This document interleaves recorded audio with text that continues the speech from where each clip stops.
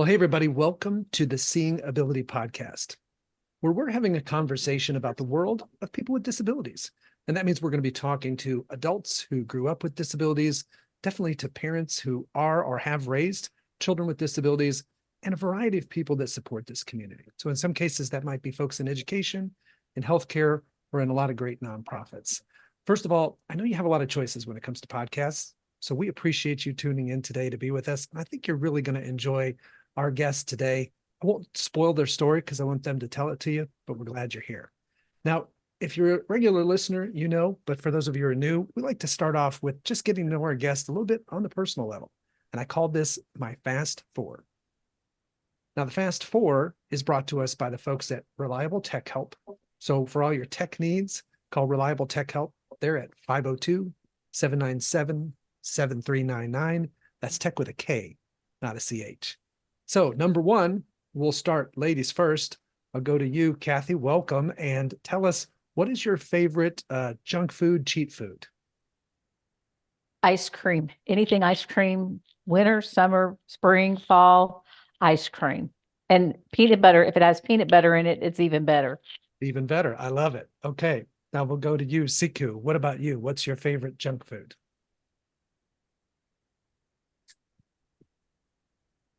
Oh.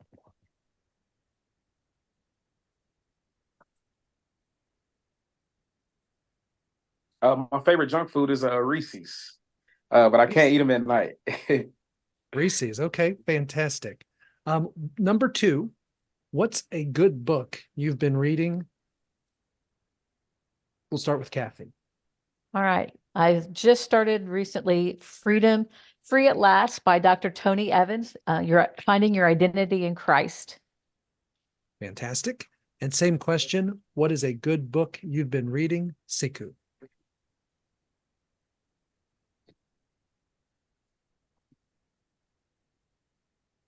Honestly, I'm not a book person, but I do tend to read the Bible, read verses daily.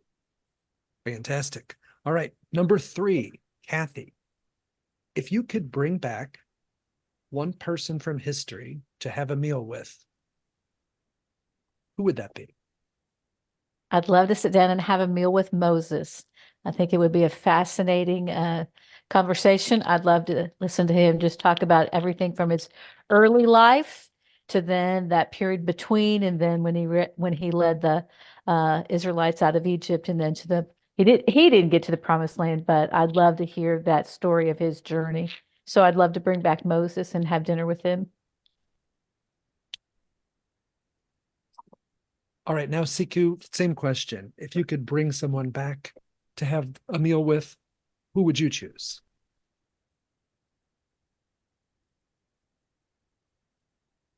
I would want to, sit at a table with Jesus. I always have a lot of questions, just curious about things, and, how we live today. So, I'm a believer, so I'd love to, sit at a table with Jesus. Fantastic. And the similarity of those answers will be made clear a little later in this podcast. So let's go with our last fast of the Fast Four, number four. Kathy, favorite getaway destination that you have not been to yet, but would like to? So it's a hard pick for me because I actually have two. One is in the United States, a little bit outside the United States, but still the US, is Hawaii. I have family from Hawaii, and so a lot of my family have been there, but I've not. So I would love to go to Hawaii. And then the other is Europe. I would love to travel Europe by rail and just visit different countries in Europe. Fantastic. Okay, Sekoe, your favorite getaway that you'd like to go to but have yet to be?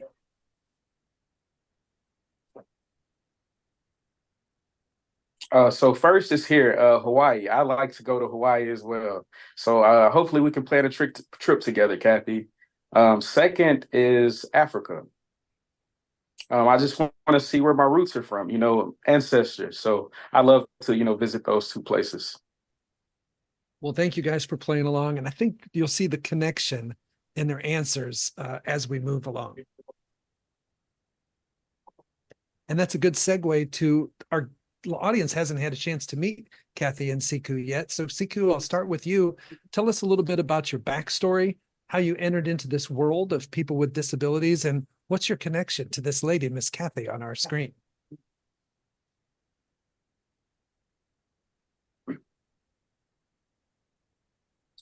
So hello everyone. My name is Sekoe. That's my name, son. So actually I was born hearing. And at the age of 2, I had a high fever, something called meningitis, and that caused my deafness. So at the age of 2, my parents moved me into a speech school, a speech program, and that's where I started at. That's where I started to grow at. And as my life went on, I later went to Ashland Elementary School, and that's where I met Kathy. And back then, her name was Miss Brant. That's what we called her back then. And the rest is history. She was my teacher back then, and later on, she became just such a strong advocate. And she was like my godmother. And later, she married my dad, and became my stepmom. So she's been a mom to me ever since. Um, since 7 years old. It's like I've known her since I was born. Um, so I'm really happy that I met Kathy. So later on, into my adult years, I moved to Mississippi. I got married. I have 5 children. I live a happy life. I don't have any complaints. So I'm looking forward to sitting with you all today. Awesome. Well, thank you. So that's a good to turn it over to Kathy. When we're talking about this world that most people don't expect to be on, this different path of raising someone with a disability, what do you think is important as far as the right mindset to instill, both for parents, but also to instill in that young person? I think it's this idea that you can. It's the idea for parents of efficacy, believing as parents you can. Um, Finding what you need and then just continually supporting your children and installing that in your students. I have to say, I don't think I know I haven't always done it the right way at times. I think I've probably my passion for that and my high expectations at times has come out in harshness because at times I've said, I don't care. I frankly said, I don't care if you are deaf. I don't care if you are black. I don't care if this, I don't care if that. You will do, you can do, because I have this passion in my heart that I can look in children's face and see ability. I've just always been able to do that. So I've pushed and I've pushed. And I think as an educator and as a parent, both, or as a step parent, I would say to parents, look in your child's face and see your child first. See your child. See nothing else but see your child. And then I think that's what I would say. Believe you can because you see your child and know they can. Yeah, thanks, Kathy. I think that's really profound, that idea that I can. So let's turn it over to you, Sekoe. What would you say as far as instilling that right mindset, both as a parent, but also to instill in young children with any type of disability?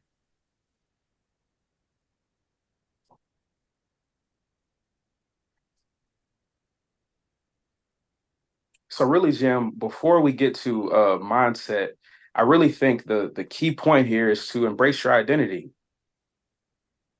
Um, to have that strong mindset, you have to be able to understand and embrace yourself first.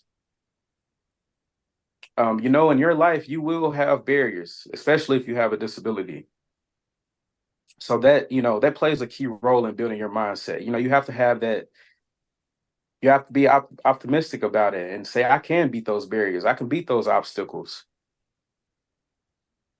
And so that's really, my key point here is embrace your identity. Yeah, understanding your identity, and that's key.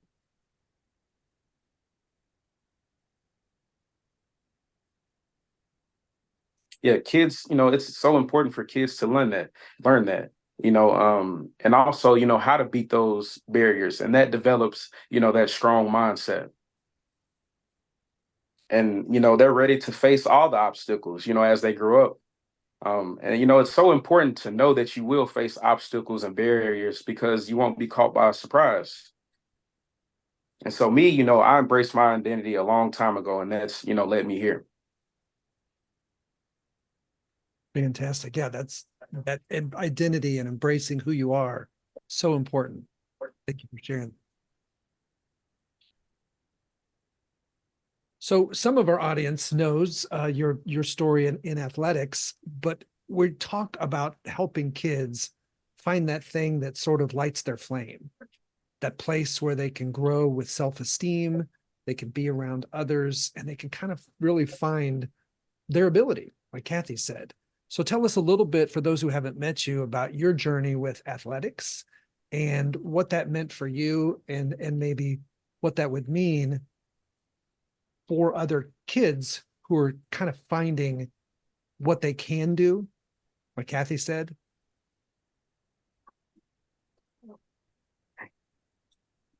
Because so often their experience in the world is focused on the things they can't do, or their challenges, those obstacles. Tell us a little bit about your journey and what athletics has meant to you.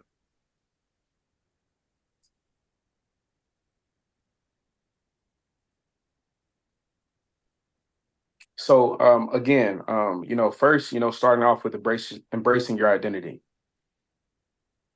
And through that, you know what you can and can't do. So, related to my story, I'm a deaf person. So I know, what I can and can't. So, um, when basketball came into the picture, um, I knew I could do it. So, that was my main focus. I was really motivated, learning the game of basketball. Basketball was like my way out.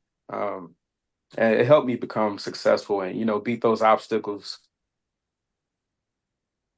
So I went to Kentucky School for the Deaf for a little bit.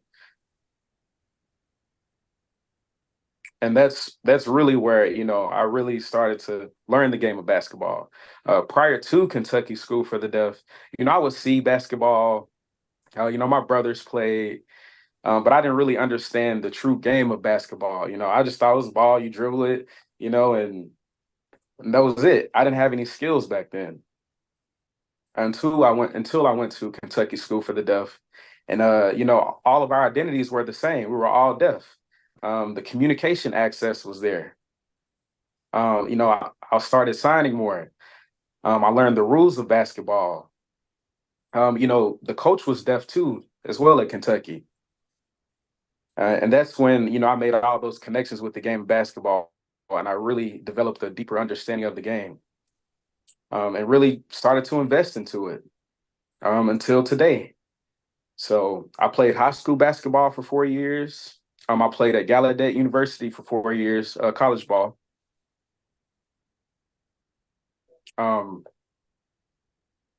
I've played international events, 4 international events. I've been involved in the Deaf Olympics. I'm a coach. So all that experience, it started with embracing my identity.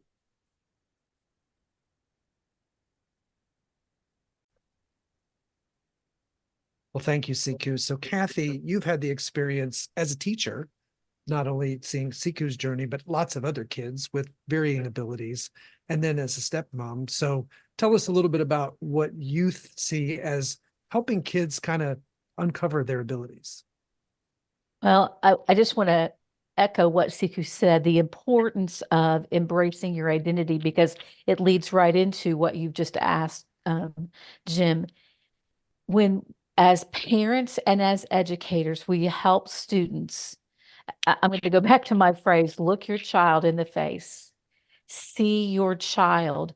That helps you and them then embrace who they are. not who you think they should be, not who you think they could be, not trying to make them into something else, but you see who they are. So that if they love basketball, now that was easy for us in our family because we all loved basketball. So I'll be honest with you, that was an easy one for us. But if they love horses, I have a student in my class who's now honestly like Siku's sister. She's like a part of our family. She loved horses, and her family helped her pursue her love of horses. And she now lives on a farm and has horses, and she rode horses in college. If it's art, buy art supplies, even if to you they're art you don't understand. If it's something that has to do with crafts, whatever it is, because when their passion comes out, when you embrace who they are and allow them to then pursue that area of passion, then you will find that they come alive and they're able to give back. And I can't stress that enough, because then that it's like it's cyclical. It just goes in circles because they embrace who they are, they pursue their passion, and then they begin to give back in other ways. And again, I'm a stepmom. I mean, some people birth their kids through their bodies. I birthed this one through my heart. And as you see Siku pursue his passion, you see him give back. It's Christmas time. Many of us watch the movie It's a Wonderful Life. And at the end of that movie, you see Clarence showed George Bailey what would have happened if he had not have been in that town of Bedford Falls. And I just see Siku in different places making an impact on different lives. And you think, where would these kids be? I mean, there's a young man at Gallaudet University that Siku met him at Mississippi, and there are others. So I really want to encourage parents to see your kids for their ability and what they can give back. Sometimes we look at our kids with disabilities and we think they are the takers and we are the givers, and we have to flip that. So that's a long answer, perhaps, but I really want to stress Siku's point of recognizing and helping kids know their identity, know who God has made them to be in Christ, because he has given them gifts and talents to use to make a difference in this world. And it's our role as parents to help them to nurture that and help them to use it. Well, thank you. And I love that sharing of like, whether it's horses, whether it's art, whether it's sport, like you said, helping them come alive, which is exactly, I think, part of the message of definitely this podcast and this work. So that's a good segue to another question about the level of expectations parents might have for kids. I think parenting in general, there's kind of a spectrum. On one end, you've got the let's bubble wrap our kids and never let them have any failures, never let them see harm. And on the other end, you've got the parent who's like, let them throw them in the deep end and let them experience life and they'll learn from mistakes. I guess, Siku, I'll start with you. What did you, having 5 kids, what do you think advice is to parents, especially parents of kids with some sort of disability, whether it's physical, whether it's intellectual, whether it's visual, whether it's hearing, about letting your kids sort of have that safe level of risk, learn from mistakes? What about expectations?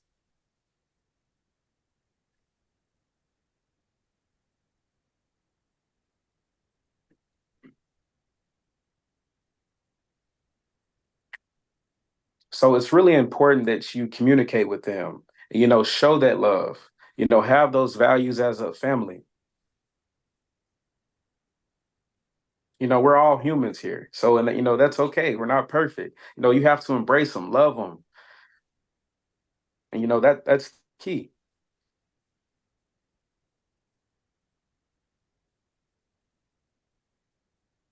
And as you teach them, as they learn, they'll develop, that identity. They'll learn more about themselves.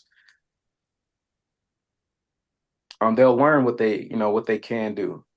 And they can realize that they can go far. So it's important that they, understand their dreams, have realistic dreams. So like with my kids, um, my father loved my kids. So my expectations were already high because my kids see me as I'm a deaf man. I have a disability. I'm a parent, but as hearing kids, they don't have any excuses, seeing their dad who's deaf as, you know, a deaf man successful. So, I'm educated now. I have 2 degrees. I have a bachelor's degree, a master's degree. You know, I think I have a good life. So, bringing that around full circle, there are no excuses.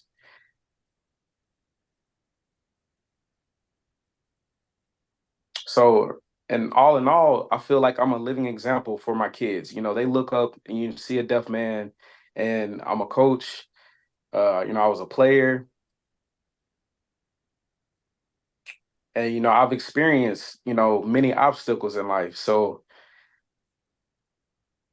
I do my best to teach them, coach my players, just be an example, be a role model. I remember as a kid, um, I would see people who were successful, and I wanted that success. So, and another point is, like I said, not making excuses. So we put those excuses to the side, and we get down to the hard work. And understand it will be hard. You will struggle. You will get frustrated at times. But all in all, if you be persistent, remain persistent, dream big, and make sure you do the work.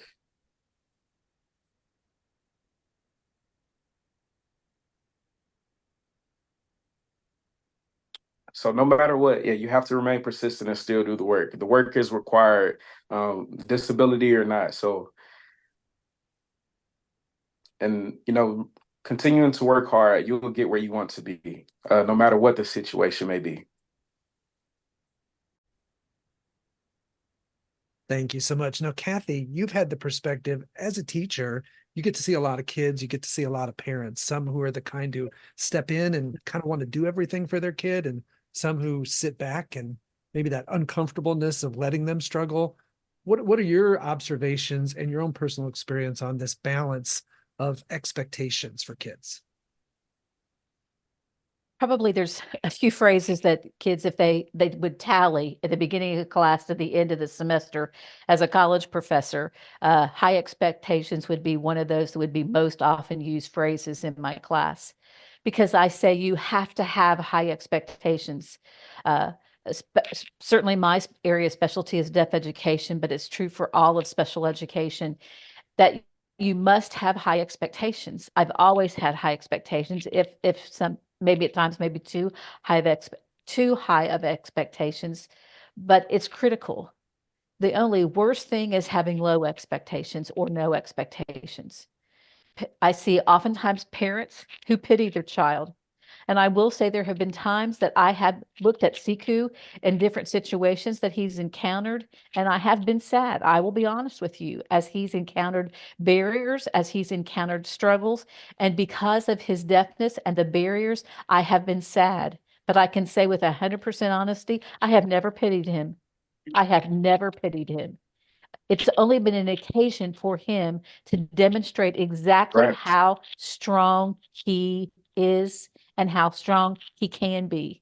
It is in our weakness that God is made strong, and we can see how he will strengthen us in different situations. And so I say to parents, have high expectations for your kids.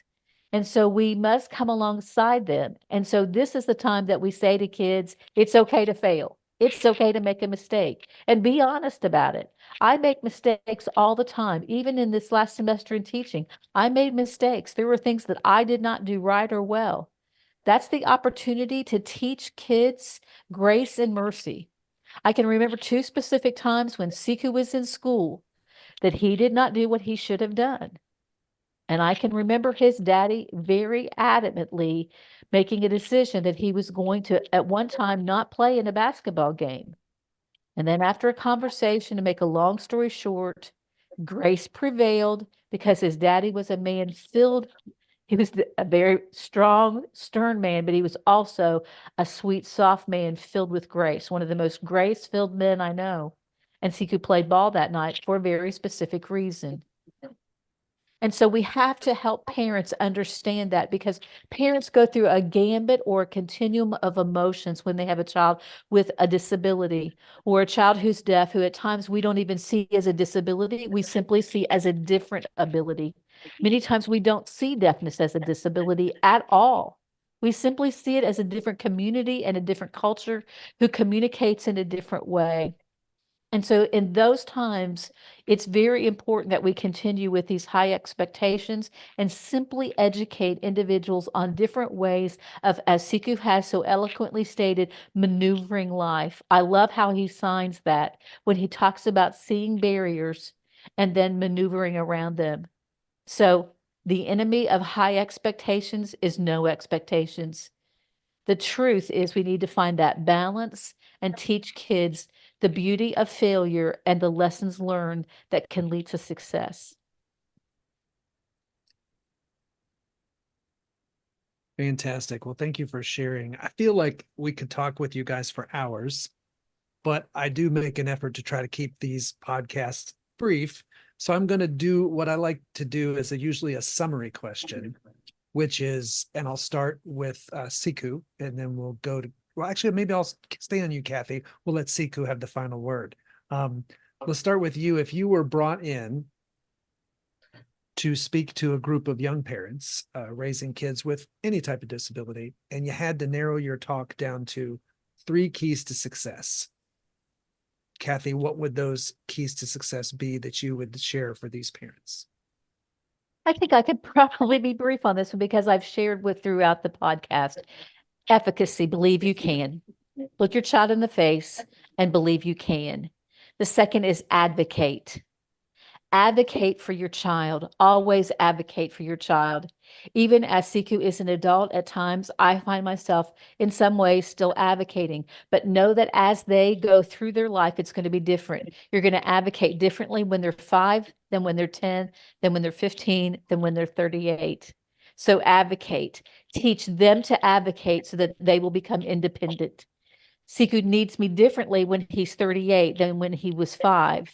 But just as I, as a mom, need Siku, Siku at 38 still needs a stepmom, because that's what family is all about. We always need our family. It doesn't change. It changes how we need them at different stages in our life.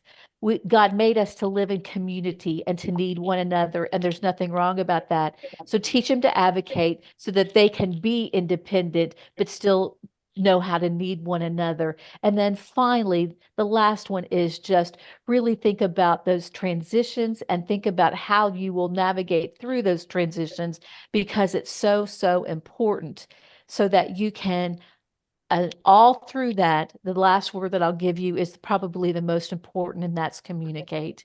In all things, communicate.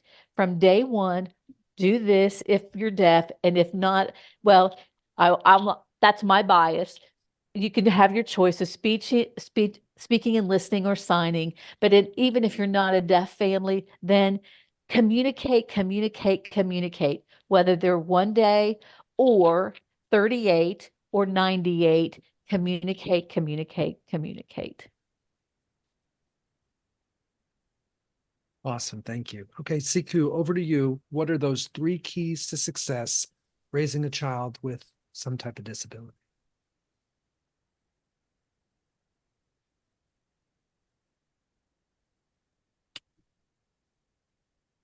So I really want to stress this. I said it earlier, embracing your identity. That's key. They'll be able to grow up, experience life just like everyone else, become successful. So that's first. Second, for parents, letting your kids take risks, supporting your children all in all. And third, I would say it's so important to take advantage of all the resources that are available. The better you know, the better you can understand. With your child's disability. If they have classes, if they have workshops, whatever the case may be, go ahead and take advantage of those resources that are available. Get involved, because you may not have the disability, but your kid does. So it's important to learn as much as you can. And, go with them, lead them, show them the way. But yes, take advantage of those resources all around. And also, you have to have hope. You have to believe in them. You have to show them, as you're raising that child. So, right now I'm 38 years old. My parents, my family, I had that growing up. I had that strong support system. So looking back now, when I was young, all that support through all those years, they believed in me, they encouraged me, they pushed me. So, I'm deaf, but all my family and friends, they really encouraged me and played a role in getting me to where I'm at today. So specifically for children with disabilities, looking back, mhm, all the help and support from family and parents. You have to let them know there will be frustrations, you will struggle, but you have to remain persistent. Keep on, do not give up. You have to believe in yourself, believe in your kids, and they can become successful. And those are my tips to the parents. Well, fantastic. Well, it's the new year, and I couldn't think of a better way to start off the new year. I've had a lot of different guests on this podcast, but I don't think I've ever felt this amount of love on a podcast. So I appreciate you letting us have an insight into how your family has navigated this journey. Thank you guys for being here today. If you're listening and you liked this episode, we would love your help. We're still a new podcast, a little bit of a best kept secret, and we would love you to share this episode with people people who could benefit. The goals of this podcast are really threefold. The first is always education. We hope you learned something today. The second is motivation. I don't know about you, but I got inspired to listen today. Hopefully you did. And then the third is a sense of community. We know it's all about building a village and finding that community that's going to help you on this journey. And so we hope by listening to this podcast, you feel like this is a part of your village. Again, if you could go to the Facebook page, like the podcast, follow the podcast, that would help us. And if you've got ideas, if you know an individual out there that would love to share their story, or maybe a nonprofit that's doing great work, someone in education and healthcare, please message me on the Facebook page. I'd love to talk with them, maybe get them on a future episode. So thank you guys very much for being here, and we'll see Thank you, everybody Jim. next time.